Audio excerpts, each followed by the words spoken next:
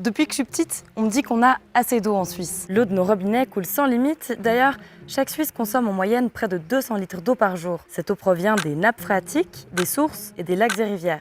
Et elle permet de produire de l'électricité en abondance. Pourtant, l'eau se fait de plus en plus rare. Aurons-nous assez d'électricité pour nous chauffer cet hiver? La chaleur et la sécheresse n'ont jamais tué autant de poissons en Suisse. Prélever de l'eau dans les cours d'eau neuchâtelois, c'est désormais interdit. comment c'est possible? Peut-on y remédier? Et comment modifier nos habitudes pour une meilleure répartition des ressources? C'est vrai qu'il a un peu plu ce week-end.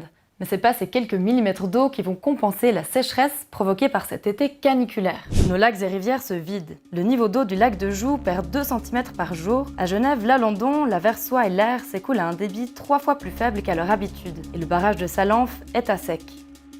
Ça a un impact sur les agriculteurs qui doivent parfois faire parvenir l'eau par camion ou hélicoptère, mais aussi sur la biodiversité. Des espèces d'arbres sont menacées de disparaître et des oiseaux meurent de faim ou de soif. Ironie du changement climatique, certains barrages débordent en période de canicule. C'est le cas du barrage de Gabidem en Valais, alimenté par la fonte du glacier d'Aletsch. Quand les températures sont très élevées, des milliers de mètres cubes d'eau s'échappent alors des ouvertures, jusqu'à 120 mètres cubes d'eau par seconde.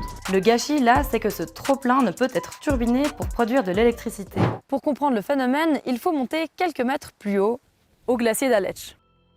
Avec ses 80 mètres carrés de surface et ses 12 km3 de volume, il est le plus grand glacier des Alpes, mais fond à vitesse grand V. D'une part à cause des températures élevées de cet été, mais aussi à cause d'un hiver très sec. Il perd chaque année jusqu'à 50 mètres de sa longueur et il pourrait perdre plus de la moitié de son volume d'ici 2100.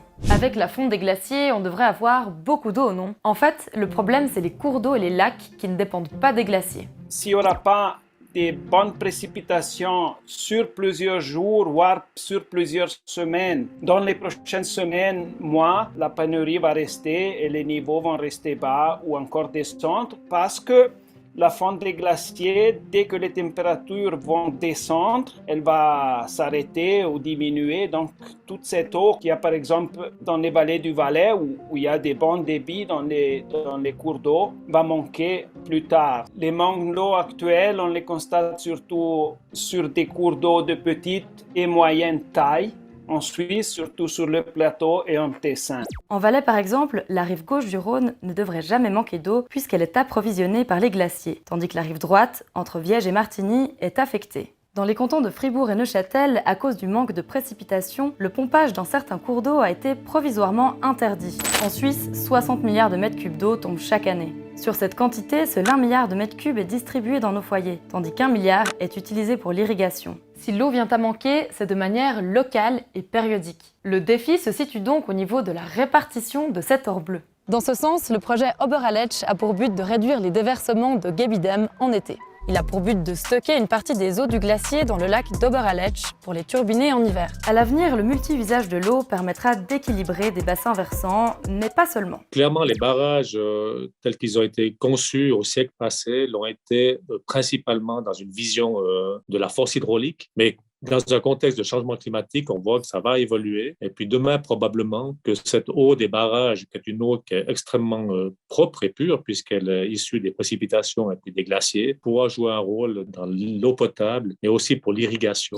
Un exemple d'aménagement permettant une meilleure irrigation, c'est le projet Lienraspi, au-dessus de Crans-Montana. Le glacier de la Plaine Morte fond vite, mais s'écoule principalement du côté bernois. Le barrage de Tseusier ne reçoit donc que très peu d'eau. Le projet veut alors dévier son parcours avec des rivières supplémentaires dans le but de stocker cette eau et l'utiliser en période de pénurie. Pour pallier le manque d'eau, la Confédération et les cantons ont pris les devants. Le rapport sur la sécurité de l'approvisionnement en eau, publié en mai dernier, prévoit 2 mesures.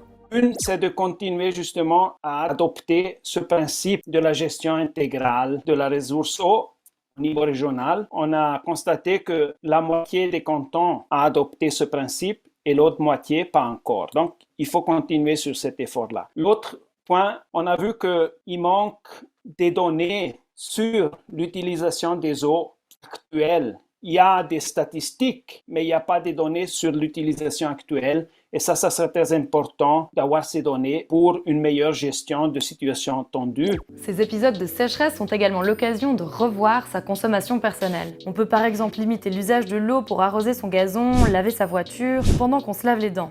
Mais ça, c'est la base, non ?